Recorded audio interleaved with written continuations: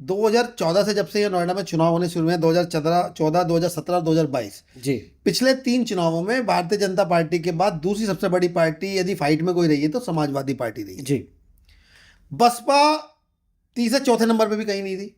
ठीक है। आम आदमी पार्टी तो खैर पहले ही खाता नहीं खुला, और कांग्रेस तो जीरो ही। हम तो कहते हैं कि बसपा और कांग्रेस और आम आदमी पार्टी, इनका तो यहाँ पर कोई जनाधार नहीं है। जनाधारी नहीं है। ठीक है।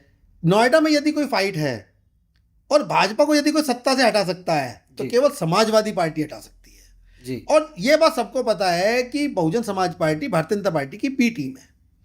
वरना ऐसा क्या हो गया, जो मायावती जी पिछले 9 सालों से गहरी नींद में सो रही थी, जी अभी पिछले अक्टूबर से उनको ऐसा क्या सपना आया कि वो एकदम नींद से जाग गई। और आपको ये भी ध्यान होगा कि रमाबाई अंबेडकर मैदान में जो रैली हुई थी, उसके लिए सरकारी बसें भारतीय जनता पार्टी के प्रशासन की तरफ से उपलब्ध कराई गई थी।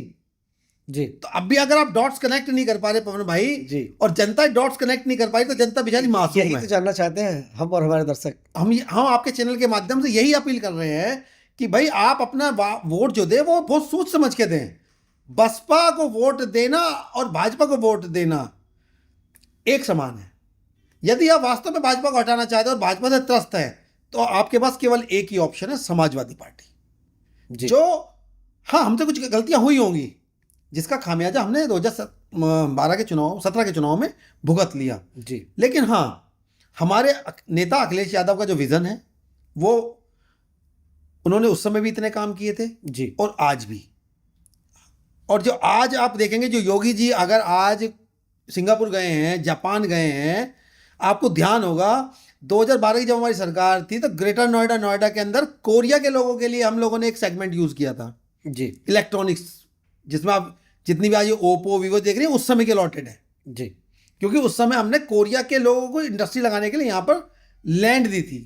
तो उसी विजन को तो अखिलेश जी और योगी आदित्यनाथ जी आगे बढ़ाने के लिए ये जो टॉय पार्क और एपरल पार्क आप देख रहे हैं, इसका जो बेस है वो समाजवादी पार्टी ने तो प्रोवाइड किया। जी और जो हमारा विजन था उसी को तो आप फॉलो कर रहे हो।